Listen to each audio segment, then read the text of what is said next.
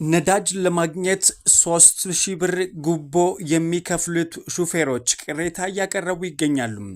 የትንሣኤ በዓል ወደ ኢየሩሳሌም ጉዞ ተራዘመም። የምክክር ኮሚሽኑ ዛሬ በስካይላይት ሆቴል ስለ ትግራይ ጉዳይ መክሮ ነበረ። ኮሚሽኑ ምን መከረም?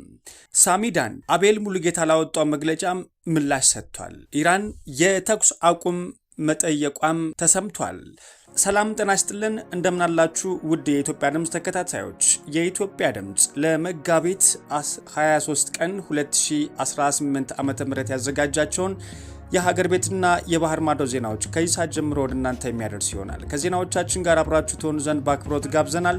ቀዳሚ ወዳደረግነው ዜናችን እንውሰዳችሁም። ዘ ባንክ ኦፍ ቻይና የኢትዮጵያውን የቢሾፍቱ አውሮፕላን ማረፊያ ግንባታ ፕሮጀክት በገንዘብ ለመደገፍ ጠንካራ ፍላጎት እንዳለው ተነገረም። ባንኩ ይህን የገለጠው የኢትዮጵያ አየር መንገድና የገንዘብ ሚኒስቴር ኃላፊዎች የተካተቱበት የኢትዮጵያ መንግስት ከፍተኛ ልዑካን ቡድን ሰሞኑን ወደ ቤጂንግ አቅንቶ የቻይና የፋይናንስ ተቋም ለአውሮፕላን ማረፊያው ግንባታ የገንዘብ ድጋፍ ለማድረግ በሚችሉበት ሁኔታ በተወያዩበት ወቅት ነው ተብሏል።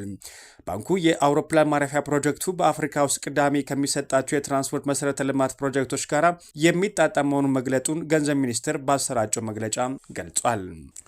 ኢትዮጵያ በተያዘው በጀት ዓመት 8 ወራት ውስጥ ብቻ ከውጭ ንግድ ገቢም ከ6.7 ቢሊዮን ብር በላይ ዶላር ማግኘቷን ተነገረም። የንግድና ቀጠናዊ ትስስር ሚኒስትር ካሳሁን ጎፌ በ8 ወራት ውስጥ ብቻ ከውጭ ንግድ 5.8 ቢሊዮን ዶላር ገቢ ለማግኘት ታቅዶ እንደነበረ ዛሬ ለሕዝብ ተወካዮች ምክር ቤት ባቀረቡት ሪፖርት አሳውቀዋል። የ8 ወራቱ የውጭ ንግድ አፈጻጸም ካለፈው በጀት ዓመት ተመሳሳይ ወቅት ጋር ሲነጻጸርም የ2.4 ቢሊዮን ዶላር ወይም የ50 በመቶ ብልጫ እንዳለው ሚኒስትሩ ተናግረዋል። በተለያዩ የሀገሪቱ ክፍሎች አንዳንድ ተሽከርካሪዎች ከህጋዊ የነዳጅ ማደያዎች ወረፋ ሳይጠብቁም ነዳጅ ለመቅዳት እስከ 5000 ብር ጉቦ እየከፈሉ መሆኑን ዋዜማ ጽፏል። በኦሮሚያ ክልል ሸገር ከተማ፣ በአቢቹ ፉሪና ገላን ክፍለ ከተሞች እንደዚሁም በአማራ ክልል በባህር ዳር፣ ጎንደር፣ በብርሃን ከተሞች ያሉ የሚገኙ ምንጮች እንደገለጹትም በአብዛኛው ነዳጅ ያለ ወረፋ ለማግኘት ጉቦ የሚከፍሉት ከባድ ጭነት ተሽከርካሪዎች እስከ 3000 ብርና እስከ 5000 ብር እየከፈሉ መሆናቸውን ተናግረዋል። የጉቦ ከፋዮቹ ከባድ ተሽከርካሪዎች የነዳጅ መያዣ ታንከራቸው ከ3 እስከ 350 ሊትር ነዳጅ የሚይዝ መሆኑን ምንጮች ገልጸዋል። መንግስት በቅርቡ 2 የነዳጅ መቅጃ ታንከሮች ያላቸው ከባድ ተሽከርካሪዎች በአንዱ ታንከር ብቻ ነዳጅ እንዲቀዱ የሚያስገድድ መመሪያ መውጣቱ የሚታወስም ሲሆን ሆኖም አንዳንድ ተሽከርካሪዎች ጉቦ እየከፈሉ በሁለቱም ታንከሮች ነዳጅ እንደሚቀዱም ተጽፏል። አገራዊ የምክክር ኮሚሽን አዲስ አበባ ውስጥ ከሚኖሩ የትግራይ ክልል ባለድርሻ አካላት ጋር የመጀመሪያ ዙር የአጀንዳ ማሰባሰብና የአገራዊ ጉባኤ ተሳታፊዎች ልየታ መድረክ ዛሬ በአዲስ አበባ አስጀመረም። ኮሚሽኑ በትግራይ ክልል ምክክር ለማድረግ አስቻይ ሁኔታዎች እስኪፈጠሩ ድረስም በአዲስ አበባ ከሚኖሩ የክልሉ ባለድርሻ አካላት ጋር በመጀመሪያ ዙር ምክክር ከማድረግ ከዛሬ ጀምሮ ለ3 ቀናት የሚቆይ ተከታታይ መድረክ ማዘጋጀቱን ገልጿል። በመድረኩ ላይ ከ600 በላይ የፖለቲካ ፓርቲዎች፣ የሲቪክ ማህበራት፣ ተጽዕኖ ፈጣሪ ግለሰቦች፣ የሃይማኖት አባቶች፣ መገናኛ ብዙሃን ተቋማት ተወካዮችና ሌሎች ተሳታፊዎች መሳተፋቸውን ኮሚሽኑ አሳውቋል። ከዚሁ ጋር በተያያዘም ተቃዋሚው ስምረት ፓርቲ አገራዊ የምክክር ኮሚሽን የትግራይ አጀንዳ ማሰባሰብ ሂደት አዲስ አበባ ውስጥ ብቻ ማካሄዱ በቂ ሊሆን አይችልም ሲል ተቸም። ፓርቲው በተወካይ ብርሃኔ ገብረ ኢየሱስ በኩል ዛሬ በአዲስ አበባ በተካሄደው የትግራይ ተወላጅ ምክክር አጀንዳ ማሰባሰቢያ መድረክ ላይም ባንጸባረቀው አቋምም አዲስ አበባ ላይ ብቻ በሚዘጋጀው ምክክር ላይ የሚሳተፉ አካላት የትግራይ ሕዝብ ድምፅ ሊወክሉ እንደማይችሉም ገልጿል።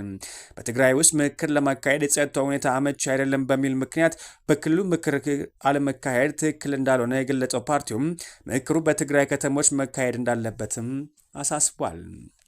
አድማጮች፣ የኢትዮጵያ ድምፅን እያደመጣችሁ ትገኛላችሁ። ዜናዎቻችን አሁንም ወደ እናንተ ማድረሳችን ቀጥለናል። ለ2018 ዓ.ም የትንሣኤ በዓል ወደ ኢየሩሳሌም የሚደረግ ሃይማኖታዊ ጉዞ መተላለፉን በተመለከተ ዛሬ መግለጫ ተሰጥቷል። በክርስቲያኖች ዘንድ በቅድስት ከተማነት የምታወቀው ኢየሩሳሌም በየዓመቱ የሚመጡ ከ3.5 ሚሊዮን በላይ ምዕመናን ታስተናግዳለች። ከሀገራችን ኢትዮጵያም የኢየሩሳሌም ጉዞ ሺህ ዓመታት ያስቆጠረም ሲሆን ለዚህም ማሳያ በኢትዮጵያ ኦርቶዶክስ ተዋሕዶ ቤተክርስቲያን ባለቤትነት የሚተዳደሩ ከ6 በላይ ገዳማት ቋሚ ይገኛሉ። በመሆኑም ኢትዮጵያውያን ምዕመናን ወደ ኢየሩሳሌም በቡድን በመጓዝ በቀዳሚነት በአንጋፋው የኢየሩሳሌም መታሰቢያ ድርጅት ከዛሬ 70 ዓመታት በላይ ተጀምሮ በስፋት የዘለቀም ሲሆን ለትንሣኤ በዓል ብቻም ሲከወን የነበረው ጉዞ በአሁኑ ወቅት በዓመት እስከ 5 ዙር በላይ እየደረገ ይገኛል። በዚሁ መንፈሳዊ ጉዞ በኢየሩሳሌምና አካባቢ በፍልስጤም አስተዳደር ስር በሚገኙ እንደ ቤተልሔም፣ ኢያሪኮ፣ በሰሜን እስራኤል፣ በሃይፋ፣ በባህረ ገሊላ፣ በናዝሬት፣ በደብረ ታቦርና በዙሪያቸው የሚገኙ ልዩ ልዩ መካነ ቅዱሳን ስፍራዎች የሚገኙበት ሲሆን የኢትዮጵያ ኦርቶዶክስ ተዋሕዶ ቤተክርስቲያን ባለቤትነት የሚተዳደሩ ገዳማትም ምዕመናን ተገኝተው ደማቅ ሃይማኖታዊ ስነ ስርዓት ያካሂዳሉ።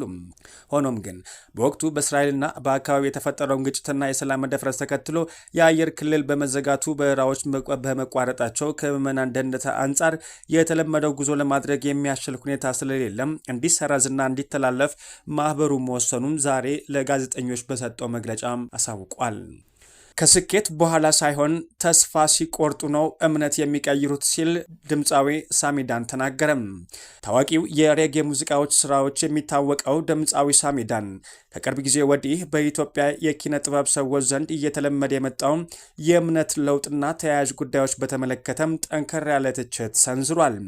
ድምፃዊው በተለይም ከኦርቶዶክስ ተዋሕዶ እምነት ወደ ፕሮቴስታንት እምነት የሚሸጋገሩ አርቲስቶች ቀድሞ የነበሩበት የሙዚቃ ሕይወት አዘቀጥ ብለው መፈረጃቸውም ኮንኗል። የቀድሞ ማንነት ማጠልሸት ሰውን ለማሳመን ነው ሳሚዳን በማህበራዊ ትስስር ገጹ ባጋራው ቪዲዮ ተናግሯል።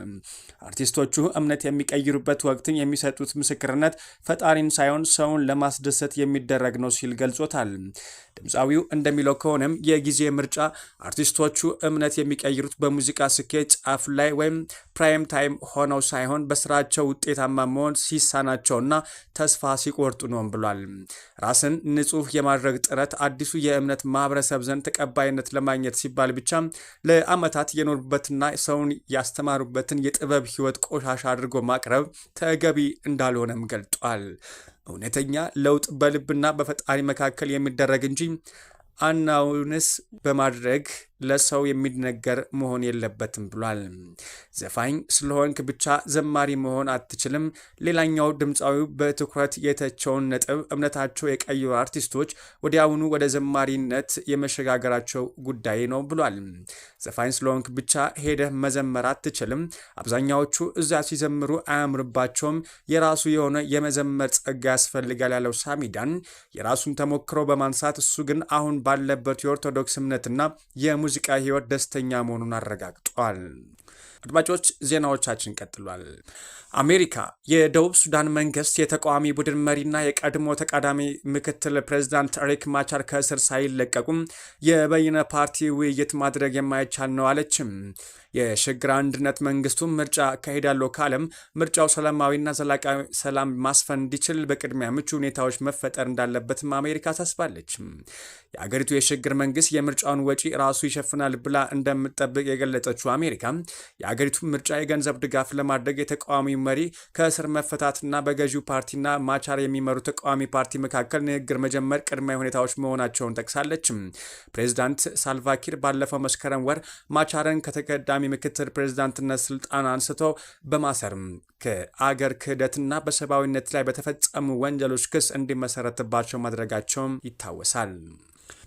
የሆርሙዝ ወሽመጥ ዳግም አይከፈትም ተባለ። የኢራን ፓርላማ ምክትል አፈ ጉባኤ አሊ ኒዛዲክ የበላይ መሪው የካሚኔና የሙስሊም ደም ሳይመለስ ትራምፕን በነፃ እንደማይለቁ በይፋ ዝተዋል። እንደ ምክትል አፈ ጉባኤው ገለጻ ስለ ጦርነት፣ ስለ ሰላም ሆነ ስለ ድርድር የመጨረሻው ውሳኔ የሚሰጡት የሀገሪቱ የበላይ መሪ ብቻ ሲሆኑ እስካሁንም ምንም አይነት የድርድር ትዕዛዝ አልተላለፈም ሲሉም ተናግረዋል። በመሆኑም ኢራን ከአሜሪካ ጋር ምንም አይነት ድርድር እያደረገች እንዳልሆነና የፓርላማ አፈ ጉባኤ የድራድር ነው ተብሎ በጠላት በኩል የሚናፈሰው ወሬ መሰረተ ቢስ መሆኑን አረጋግጠዋል። አሊዛዲክ አክለውም በዓለም አቀፍ ደረጃ ከፍተኛ ውጥረት የፈጠረው የሆርሙዝ ወሽመጥ እገዳ ተጠናክሮ በሚቀጥልበት ሁኔታ ተናግረዋል። ወሽመጡ ለዘላለም ዝግ ሆኖ ይቆያል ሲሉም ተደምጠዋል። አዲሱ የኢራን መንግስት የተኩስ አቁም ስምምነት መጠየቁን ትራምፕ ተናገሩ። ፕሬዝዳንት ዶናልድ ትራምፕ አዲሱ የኢራን አመራር ከቀደሙት መሪዎች በተሻለ ጽንፈኝነቱ የቀነሰና ብልህ ነው ሲሉም አወድሰዋቸዋል። እንደ ትራምፕ ገለጻ አዲሱ የኢራን መንግስት ከአሜሪካ ጋር የተኩስ አቁም ስምምነት እንዲደረግ ጥያቄ ያቀርባል። ይህ እርምጃ በሁለቱ ሀገራት መካከል ለዓመታት የቆየውን ከፍተኛ ውጥረት ሊያረግብ የሚችል አዲስ አዝማሚያ ተደርጎም ተወስዷል። ይሁን እንጂ ፕሬዚዳንት ዶናልድ ትራምፕ አሜሪካ ለቀረበው የተኩስ አቁም ጥያቄ እውቅና የምትሰጠው አንድ ወሳኝ ቅድመ ሁኔታ ሲሟላ ብቻ እንደሆነም በግልጽ አሳውቋል። ይህም በዓለም አቀፍ የነዳጅ ንግድ ቁልፍ መተላለፊያ የሆነውን የሆርሙዝ ወሽመጥ ሙሉ በሙሉ ክፍት ደህንነቱ የጠበቀ መሆኑ ሲረጋገጥ ብቻ እንደሆነም ገልጻለች። ይህ የአሜሪካ አቋም በክልሉ ያለውን የባህር ላይ እንቅስቃሴ ነጻነት ለማራገጥ ያላትን ጽኑ ፍላጎት የሚያሳይ እንደሆነም የፖለቲካ ተንታኞች እየተናገሩም ይገኛሉ። ውድ የኢትዮጵያ ድምፅ ተከታታዮች የኢትዮጵያ ድምፅ ለመጋቢት 23 ቀን 2018 ዓ.ም ያዘጋጃቸው ዜናዎች እነኝን ይመስላሉ። ከዜናዎቻችን ጋር አብራችሁ ስለነበራችሁ ከልብ እናመሰግናለን። ሰላምን ተመኘን። ሰላም ለዓለማችን፣ ሰላም ለምድራችን፣ ሰላም ለኢትዮጵያችን።